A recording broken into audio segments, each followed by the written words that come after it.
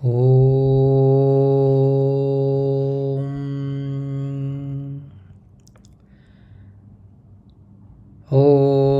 నమో భగవతే వాసుదేవాయ.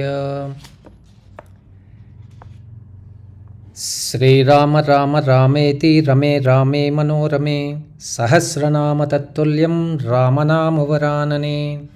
రామాయ రామభద్రాయ రామచంద్రాయ వేదసే రఘునాథాయ నాథాయ సీతాయాం పతయే నమః. ఆపదామపహర్తారం ధాతారం సర్వసంపదాం లోకాభిరామం శ్రీరామం భూయో భూయో నమామ్యహం.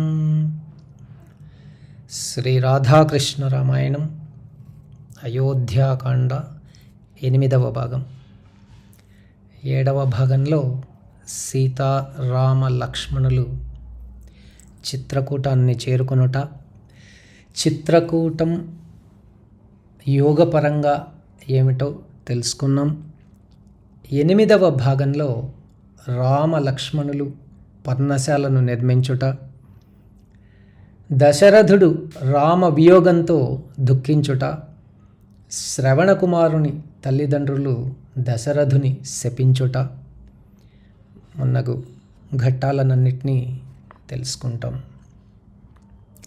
శ్రీ రాధాకృష్ణ రామాయణం ముముక్షువుల సాధనకు కరదీపిక. ఇక కథలో ముందుకెళ్దాం. వాల్మీకి సూచించిన మేరకు చిత్రకూటానికి గంగా నదికి మధ్య భాగంలో పర్ణశాలను నిర్మించాడు సౌమిత్రి. వాస్తు పూజను చేశాడు రామయ్య. శాస్త్రోక్తంగా సకల దేవతలకు శాంతి కార్యక్రమాలను నిర్వహించాడు. ఆ తరువాత తమ్మునితోనూ భార్యతోనూ గృహప్రవేశం చేశాడు జానకి రాముడు. రామాయణంలో అడుగడుగులోనూ పదములోనూ వర్ణనలలోనూ ఎన్నో సాధనా రహస్యాలు దాగి ఉన్నాయని చెప్పటంలో అసహజం లేదు.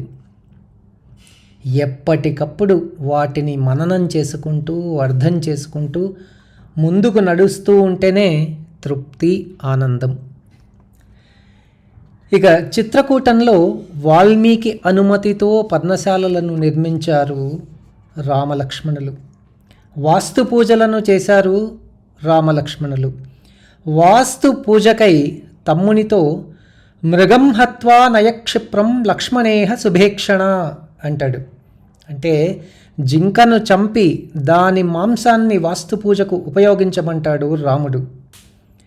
అట్లు చంపి తెచ్చిన మాంసంతో వాస్తు పూజను పూర్తి చేశాడు.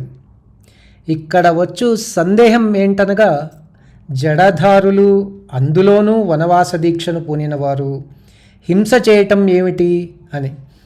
అందులోనూ సాధు జంతువుకు జింకను ఎవరికీ హాని చేయదు, ముచ్చటైంది కూడా. వాల్మీకి వాడిన జింక అను పదం మనస్సుకు సంకేతం. మనస్సు సర్వ కర్మలకు మూలం, సర్వ సంకల్పాలకు నిలయం. అందులోనూ చంచలత్వం దాని స్వభావం. ప్రతి క్షణం మారుతూ ఉంటుంది. చేతకు గాని ఊహకు గాని అందకుండా సంచరించేది మనస్సు. అందుకే మనస్సును జింక అన్నాడు వాల్మీకి. ఇటువంటి మనస్సును సంపూర్ణంగా నియంత్రించడమే మృగం హత్వా అంటే జింకను చంపటం. దీనినే పతంజలి మహర్షి చిత్తవృత్తి నిరోధం అన్నాడు. చిత్తవృత్తిని నిరోధించిన సాధకుడు సాకేతాదధికం సౌఖ్యం విపినం నో భవిష్యతి, అరణ్యంలో ఉన్నను సౌఖ్యవంతుడు భాగ్యవంతుడు అన్నాడు. అనేక నానా మృగపక్షి సంకులే విచిత్రస్తబకై ద్రుమైర్యుతై వనోత్తమే వ్యాళ మృగానునాదితే తదా విజక్రుహు సుసుఖం జితేంద్రియాః. అనేక పక్షి మృగముల శబ్దములే మనోవికార భావాలు. ఆ శబ్దాలకు స్పందించక ఉండుటే ఇంద్రియ నిగ్రహం. దానిని పొందినవాడు సుఖాన్ని, శాంతిని, ప్రశాంతిని తెలుసుకుంటాడంటాడు వాల్మీకి. మనోనిశ్చలత, పరతత్వ భావ దృఢత్వ సాధనలో మొదటి మెట్టని భావం. దానిని అభ్యాసం చేయుటయే సాధన. ఆ సాధన సాధకుని స్థితప్రజ్ఞునిగా నిలబెడుతుంది. అలా సాధకుడు తన్ను తాను నియమించుకొనుటే స్వాధిష్టానం. అదే చిత్రకూట నివాసంలోని మర్మం. రాముడు చిత్రకూటాన్ని చేరాడన్న వార్త సుమంత్రునికి, గుహునికి తెలిసింది. సుమంత్రుడు అయోధ్యకు తిరుగు ప్రయాణమయ్యాడు. కళావిహీనములయ్యున్న జనపదాలను, అరణ్యాలను దాటుకుంటూ అయోధ్యలో ప్రవేశించాడు సుమంత్రుడు. శివుడు లేని కైలాసమైంది రాముడు లేని అయోధ్య. శూన్యరథాన్ని ప్రజలకు చూపించలేక, రాముని ముఖం ఇంకా చూచే భాగ్యం లేదను ప్రజల ఆవేదనను చూడలేకపోయాడు సుమంత్రుడు. ముఖం చాటు వేసుకొని అంతఃపురానికి చేరుకున్నాడు. నాథుడు లేని అయోధ్య అనాథ అయింది. జీవం లేని శరీరంలాగా కనపడింది అంతఃపురం. రమించే ఆత్మారాముడు లేనప్పుడు దేహం శవంగాక మరేమవుతుంది? ఎక్కడ చూచినా దైన్యం, ఆవేదన వ్యాపించింది. రాముని దిగవిడిచి వచ్చిన సుమంత్రునికి రాజును కన్నెత్తి చూచుటకు మనసొప్పలేదు. అలా మౌనంగా నిలబడ్డాడు. దశరథుడు పశ్చాత్తాపంతో కుమిలిపోతూ ఉన్నాడు. రాముని వియోగం భరింపరానిది అయింది. దానికి తోడు వయోభారం ఒకవైపు, అటు ధర్మభారం మరొక వైపు కోసలరాజును శోక దేవతగా మార్చింది. కన్నీటి ఛాయలో సుమంత్రుణ్ణి చూశాడు. చావలేని ఆశతో ద్వారం వైపు దృష్టిని సారించాడు ముదుసలి రాజు. రాముడు మరలి వచ్చినాడేమో అని. తండ్రి సత్యసంధుడు, అతని పుత్రుడు సత్యవాక్య పరిపాలకుడు, ధర్మమూర్తి కదా. రాముని జాడలేదు. సిగ్గుతో మరింత కృంగిపోయాడు దశరథుడు. రాజు మనస్సును గ్రహించాడు సుమంత్రుడు. రాజును ఓదార్చాడు. రాముని సత్యవాక్య పరిపాలనను కొనియాడాడు. సీతారాముల, లక్ష్మణుని క్షేమవార్తను తెలిపాడు. రాముడు తండ్రికి అర్పించిన వందనాలను అందజేశాడు. సీతా మౌనమును కౌసల్యాది మాతలకు విన్నవించాడు. లక్ష్మణుని కోపాన్ని మరోసారి గుర్తు చేశాడు సుమంత్రుడు. ఇక తాను చూసిన అయోధ్య గురించి నా మిత్రాణం ఉదాసీన జనస్య చ అహమాత్తతయా కించిద్ విశేషముపలక్షయే అన్నాడు. శత్రువులు, మిత్రులు, తటస్థ భావములందుండువారు అను భేదం లేక సకల ప్రజలు రామ వియోగంతో బాధపడుతూ ఉండటం చూచానన్నాడు. ఎటు చూసినా శోకమే. తల్లులు తమ తమ పిల్లలను మరచారు. భార్యలు భర్తలను గుర్తించటం లేదు. యువకులు యువతులతో సరసపు మాటలు ఆడుట మరచారు.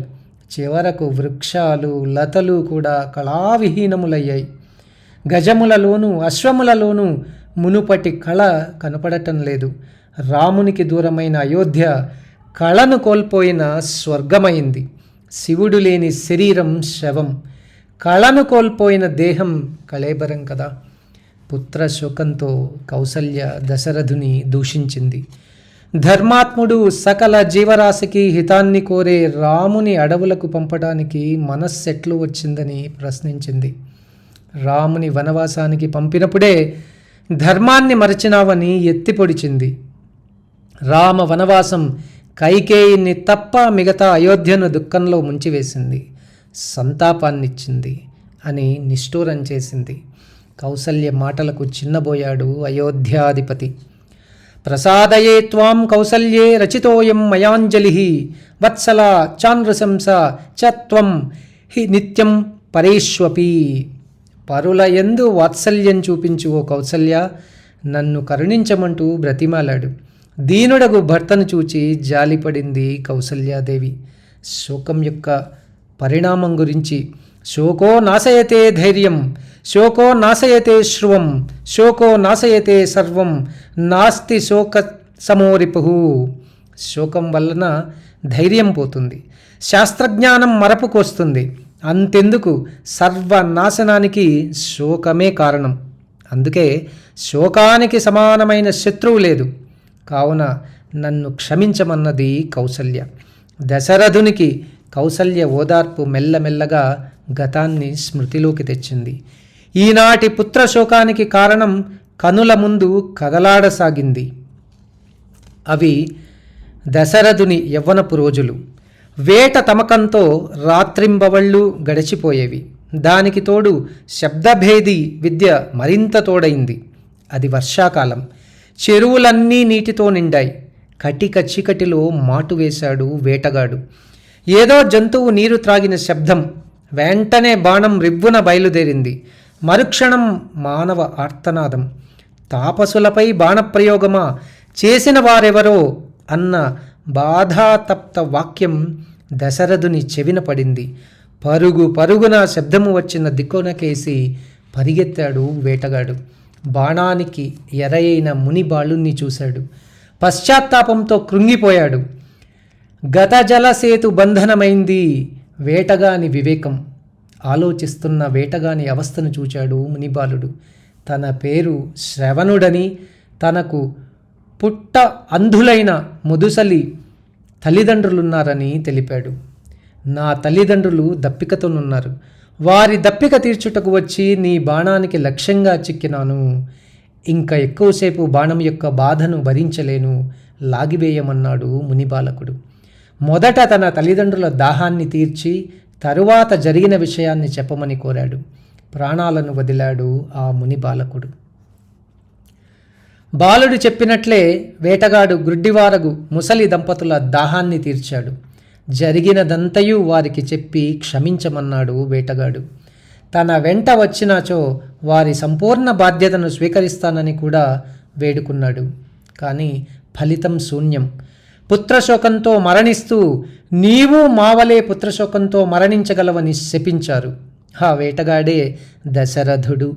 ఆ శాప ఫలితమే నేటి రామ వియోగం. చూపు మందగించింది. ఇంద్రియాలలో చైతన్యం నశించింది. శబ్ద స్పర్శాదులు తమ తమ ఇంద్రియాలను మరిచిపోతూ ఉన్నాయి. చివరి క్షణం ఆసన్నమైంది.